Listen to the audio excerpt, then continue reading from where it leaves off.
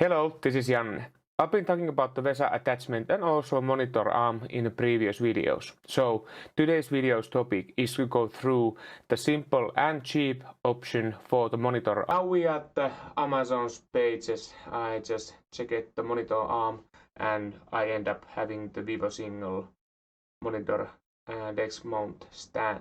You can get it with 17 inches pole or 39 inches pole, so then you are able to put the alternative screen top of the another. And when we go to the ratings, those are quite good. So if you want to have cheap alternative for your monitor arm, this would be quite good option for you.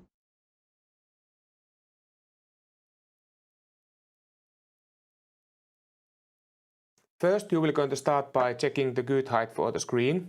If you have a stand that it's not adjustable, then you will going to put something underneath the screen so it will going to elevate the good height. Now when I'm sitting in here, I will going to close my eyes, get good comfortable posture for my neck and shoulders. Then when I open up my eyes, the line of sight is around in here towards the screen. So I want to have this as a height. After that, take the measuring tape. From the top of the desk to lowest part of the screen is 14 centimeters, so you want to get that done.